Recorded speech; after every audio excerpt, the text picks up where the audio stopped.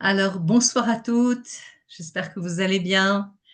Alors, nous allons lire ce Shabbat, la paracha Bamidbar, qui veut dire dans le désert, bien sûr fait référence au désert du Sinaï. Et cette paracha est toujours lue le Shabbat qui précède la fête de Shavuot. Et donc, cette proximité, nous disent nos sages, eh bien, c'est une source d'enseignement et on devra pouvoir trouver dans cette paracha le chemin pour nous préparer à la fête de Shavuot, euh, puisque cela demande une achana, comme on dit en hébreu. Donc, on n'arrive pas à la fête de Shavuot en pensant qu'aux choses matérielles, les laitages, le fromage, les habits de la fête. Non, il y a aussi une achana spirituelle, une préparation spirituelle. Et donc, effectivement, cette étude qu'on fait ensemble et les autres cours nous amènent à nous préparer justement à accueillir la fête de Shavuot dans nos plus beaux habits, puisque les habits de l'âme sont pensée, parole, action. Donc, à nous de tirer des enseignements. Il y aurait tellement à dire que les tsamtsem, on est obligé de réduire un petit peu et d'aller à l'essentiel de ce que je voudrais transmettre dans notre étude. Donc, à première vue, cette préparation à la fête de Shavuot est un chemin qui semble un petit peu difficile. Pourquoi? Parce que Bamidbar signifie dans le désert, ce qui sous-entend l'idée, bien sûr, de vide, euh, d'une terre désertique, d'absence de vie. Hein. Quand le désert, c'est une terre aride et on ne voit pas tellement d'une nature luxuriante. Alors que le don de la Torah évoque au contraire la vie, la naissance d'une identité, hein, puisque c'est là que va prendre tout notre identité, notre essence-là, notre essence même va se forger au Mont Sinaï. Donc nous allons essayer d'expliquer pourquoi la Torah a été donnée dans un désert et a priori, bien sûr je dis bien a priori, on peut voir que les termes Torah et désert semblent contradictoires.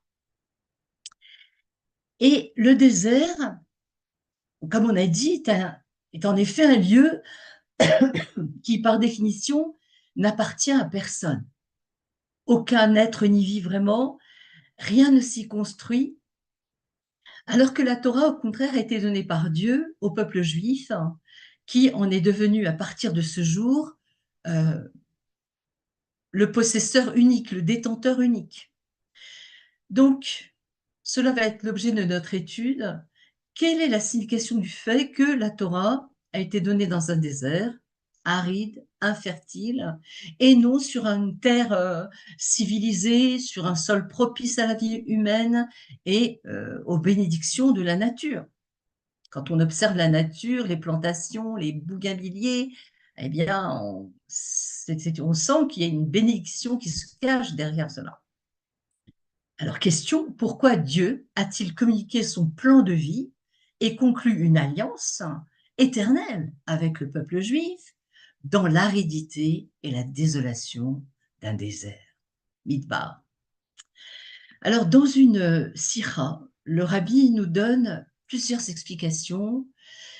La première, étant donné que donc ce désert n'appartient à aucun peuple ou communauté en particulier, c'est pour nous signifier que la Torah appartient à chacun.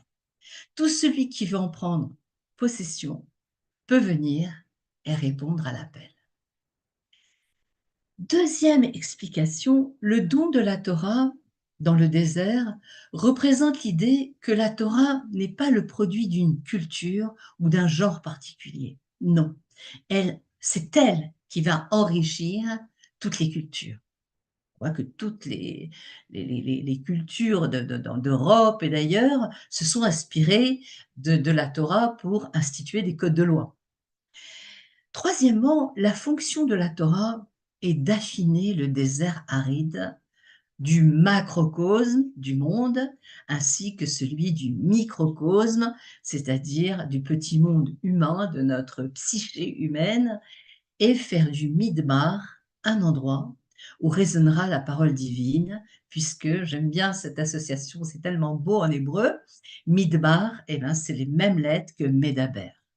Donc, effectivement, une des raisons, une troisième raison, le rabbi nous explique que faire de cet endroit désertique, désolé, un endroit où va résonner les paroles de la Torah, les paroles de la Tfila, hein, Medaber. Alors, dans la suite de la Sikha, le rabbi nous explique qu'il y a qu'une quatrième dimension plus profonde et qui a été donnée justement lors d'un discours avant Shavuot, et notamment pour les juifs dits modernes, on va dire. Alors, l'une des erreurs qu'un juif peut faire au XXIe siècle, à l'heure de la haute technologie, et que ce juif est susceptible de commettre, et que, bien, souvent on l'entend d'ailleurs, le judaïsme n'impose aucune exigence existentielle. Ça veut dire tellement importante. Alors, on peut se dire, et bon, on le voit dans certaines communautés, dont je ne vais pas citer le nom, conservatives, on va pour le dire, pour dire que le judaïsme est une religion de bien-être. Et son objectif est de permettre à chacun de se sentir bien dans sa peau. Et pour de nombreux chefs religieux et enseignants aujourd'hui, l'objectif principal est de présenter une version du judaïsme qui va s'intégrer parfaitement à la mentalité, au mode de vie de ses fidèles. On leur faire plaisir, on leur passe la pommade, et qui va les rassurer sur le fait qu'ils sont des gens merveilleux. Et de nombreux rabbins s'engagent avant tout à enseigner un judaïsme qui ne va surtout pas bouleverser nos zones de confort. Mais si nous allons communiquer un judaïsme uniquement pour que les gens se sentent bien, alors pourquoi est-ce que nous en avons vraiment besoin? Pourquoi ne pas simplement déterminer ce qui fonctionne le mieux dans nos vies et poursuivre dans cette voie, par exemple, thérapie, yoga, exercice, méditation, nutrition, sport, art et musique, etc. Donc, si le judaïsme est simplement là pour nourrir mon identité qui est prédéfinie et satisfaire mes besoins spécifiques, pourquoi s'ennuyer avec tout cela ensemble, de toutes ces lois? Donc, ce fameux judaïsme du bien-être que prônent certains mouvements, que j'ai à peu près nommés, est-ce qu'il peut inspirer un avenir et prendre racine et motiver le cœur de nos jeunes pour qu'ils puissent prendre la relève? Peut-il faire appel à la dimension idéaliste de l'âme humaine cherchant à toucher ce qui nous dépasse, c'est-à-dire Elokut, le divin? Et finalement, au lieu de se dire dans certaines communautés comment puis-je trouver un judaïsme qui ne me dérange pas trop, mais plutôt se dire qu'est-ce que le judaïsme signifie? Quel est le but d'un juif dans ce monde? Que pense le judaïsme de la vie, de la mort, etc. Que dit la Torah sur les questions fondamentales, importantes, auxquelles nous sommes confrontés dans notre vie? Et, euh, et donc, la question ne doit pas être de savoir comment je peux façonner le judaïsme à mon image, à ce qui me convient, mais comment je peux me façonner à l'image de la Torah. En quelque sorte, qu'est-ce que Dieu attend de moi? La Torah est vraie, je dois avoir le courage de jeter un regard sérieux, profond sur mes idées préconçues, mes pensées, mes comportements, prêt à découvrir la vérité qui pourra justement me mettre au défi, qui me donnera justement des challenges dans ma vie.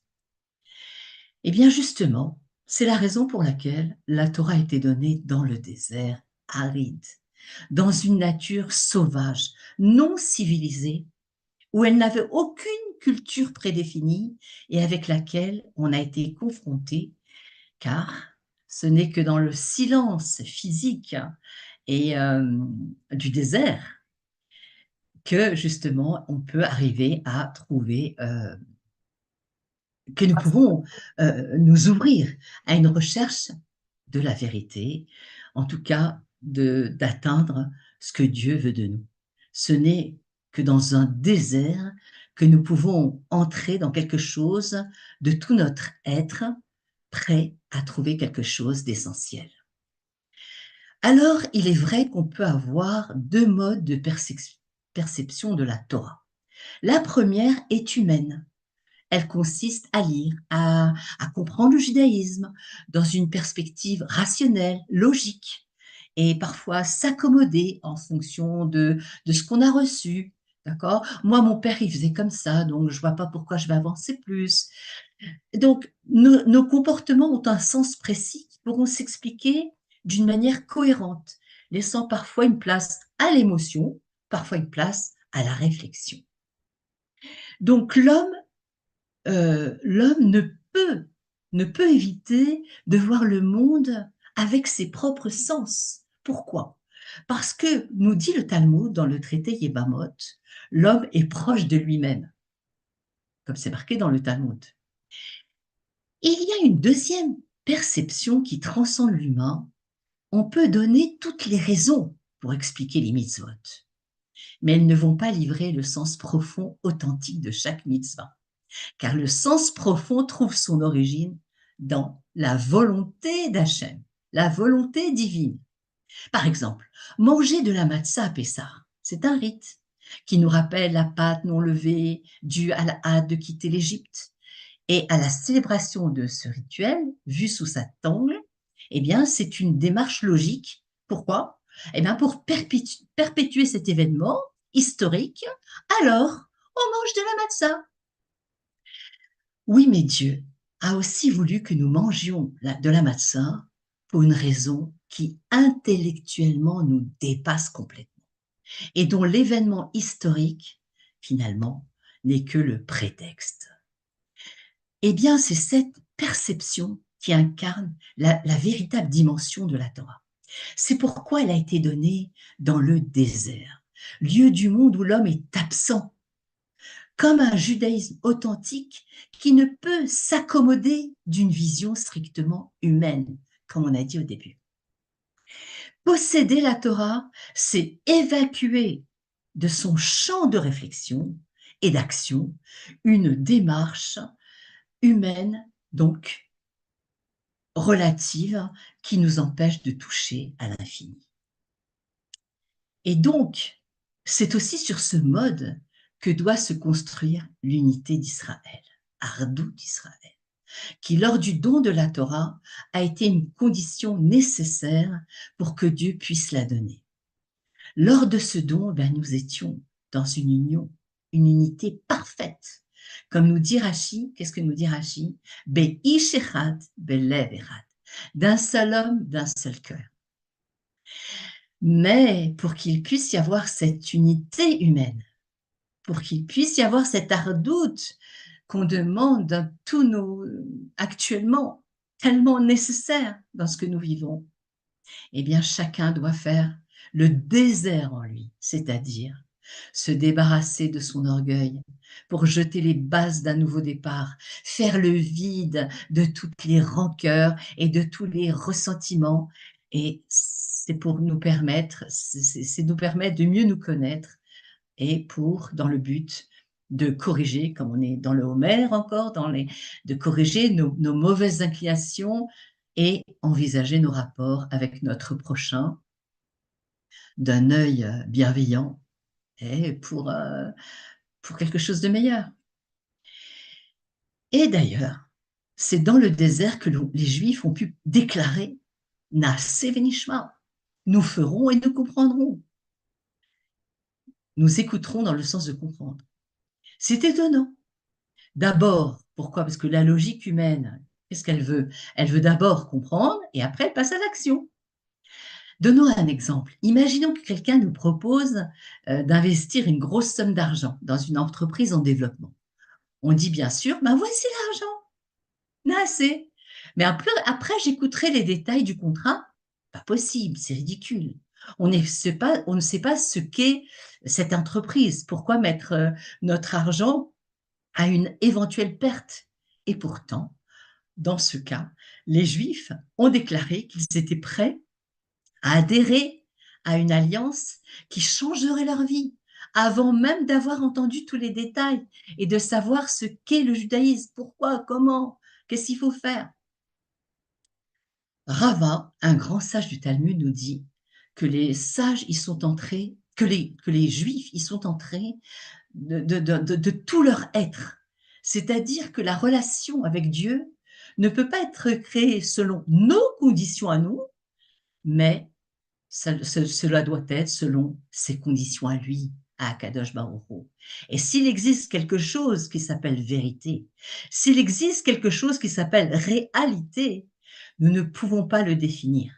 Cela doit nous définir et nous ne pouvons l'accepter à condition qu'il convienne à nos sens, à nos attentes. Non, c'est pas comme ça. Au contraire, nous devons nous aligner aux conditions d'Akadosh Baruch. Lui-même, une fois que le peuple juif a su que Dieu communiquait, donc que le peuple savait que Dieu communiquait avec lui, alors il n'y avait aucune condition préalable à une relation avec la vérité. Pas sans condition. Ils ont accepté sans condition. Et c'est bien dans le désert que les Juifs peuvent déclarer Naaseh venishma. Nous ferons et nous entendrons dans le sens de comprendre. Donc, effectivement, ça revient à ce qu'on explique en Hassidout, ce bitoul. Bitoul, c'était, ils ont atteint le niveau de soumission totale. Et ce processus, puisque nous sommes à l'aube de la fête de Shavuot, doit se répéter chaque année pour recevoir la Torah. Et Kabel at Torah besimcha. Nous devons avoir le courage de marcher dans un désert, c'est-à-dire, ça veut dire quoi? C'est-à-dire d'avoir le courage de nous dépouiller de toute identité prédéfinie et à entendre le son qui se cache derrière les sons auxquels nous sommes habitués. La Torah n'est pas simplement un livre de récits, de valeurs, de rituels pour satisfaire la nostalgie ou la tradition. La Torah exige que nous ouvrions tout notre être et qu'on déclare ce fameux mercredi matin, jour de Shavuot prochain, Naaseh venishma. Alors, ce jeudi soir, vendredi, on est le Rosh Chodesh Sivan, le 3e mois de l'année, Rosh Chodesh Ashlishi. Et la tradition fait ressortir que la symbolique du chiffre 3 est très forte, puisque un lien triple, nous dit nos Chachamim, ne peut jamais se défaire. Et donc, on remarquera qu'il y a trois Avot. Yocheved a eu 3 enfants, Myriam, Aaron, Moshe, que justement son 3e fils a été le libérateur d'Israël, le plus grand des prophètes. Et la Torah et donc la Torah été donnée au 3e mois, on a dit, et composée d'une Torah composée de 3, Tanar, Torah, Nevi'im, Ketuvim. Et cette Torah, elle a été donnée la première fois en 2448 de la création du monde, qui correspond au 3e millénaire. Donc, donc il faut savoir que c'est un lien indéfectible, immuable, qui nous lie avec Akadosh Baruch Hu depuis ce don de la Torah. Alors bien sûr, puisque on a dit au début que je suis une enseignante, je veux transmettre, et se rappeler des recommandations du rabbi qui disait d'aller vraiment à la synagogue mercredi matin et d'amener les enfants, d'amener les tinoukotes, d'amener les bébés pour qu'ils puissent entendre ces Aseret Adibrot, ce Anori, je suis l'Éternel ton Dieu. Donc, et donc, on sait quoi? Il y a un midrash qui dit que Dieu a demandé une garantie. Hachem demande des garants. Il va donner la Torah, il demande des garants. Alors les Juifs disent, Akadosh Baruch Hu veut des garants, eh bien, Noavot, Avraham, Yitzhak, Yaakov. Hachem refuse. Alors, les Juifs disent, nos prophètes seront les garants. Alors, Hachem refuse. Et ils disent encore, toute la nature, les montagnes, les lacs, etc., seront les garants. C'est immuable. Hachem refuse. Puis, quelqu'un propose une idée novatrice. Faisons de nos enfants les garants. Alors le peuple était choqué. Que savent les enfants? Ils sont naïfs, immatures et peuvent facilement se laisser duper. Mais étonnamment, Hachem accepte. Oui, les enfants seraient les parfaits garants pour assurer l'observance de la Torah pour toute l'éternité. Et donc, nos enfants sont les garants. Et pour conclure avec un Pirkei Avot, puisqu'on continue l'étude des Pirkei Avot pendant cette période de l'Omer, et on finira aussi par un Télim du roi David, puisque son décès a lieu le jour de Shavuot. Donc, je cite une Mishnah de nos Pirkei Avot. Rabbi Yochanan ben Zakkai avait 5 éminents disciples, dont il a fait l'éloge. On va en prendre un. Il disait de l'un d'eux, Rabbi Yoshua ben Hanania, béni soit celle qu'il a mise au monde. Heureuse la mère qui l'a enfantée. Pourquoi cet éloge au sujet de Rabbi Yoshua ben Hanania? Parce que la mère de Rabbi Yoshua avait un mérite spécial. Elle, à l'instruction de son fils, quand l'enfant était encore au berceau, elle le portait au Beth Midrash pour que ses premières impressions que l'enfant recevrait soient la Torah et rien que la Torah. Donc, c'est important, lié avec d'amener les enfants écouter les 10 commandements. Et puisqu'on a dit que le jour de Shavuot était le décès du roi David, David Améler, regardez le Télim Chet, le Pasuk Gimel. Je le lis. Mi pi ololim veyonkim, yisata oz, le ma'an sororecha, le hashbit oyev ou mitnakem. Combien d'actualité. De la bouche des bébés et de ceux qui têtent yonkim yenika, tu as établi ta puissance afin de contrer tes ennemis, de réduire au silence les opposants et ceux qui veulent se venger. Et qu'est-ce que nous dit la Chassidoute? L'étude de la Torah des enfants est à la base de la puissance d'Israël. Elle est le moyen le plus efficace pour mettre les ennemis d'Israël hors d'état de nuire. Sefer Maamarim, tome 1, page 196. En effet, le souffle de la bouche de nos enfants, n'ayant pas commis de faute, est le véhicule le plus fidèle de la puissance divine.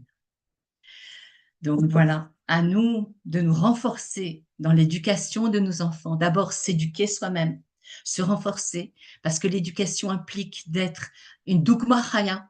Si tu veux que ton enfant fasse ce que tu lui demandes, alors commence à le faire toi-même. Sois un exemple vivant auprès de lui. Fais que la Torah te soit chère afin que lui aussi la chérisse. Et voilà ce que nous dit le roi David, dont c'est la Istalkut, le jour de Shavuot. Donc voilà, pour finir, eh bien, on sait qu'on va lire le livre de Ruth, la Moabite, dont David Meller va descendre, et c'est aussi un ascendant du Mashiach.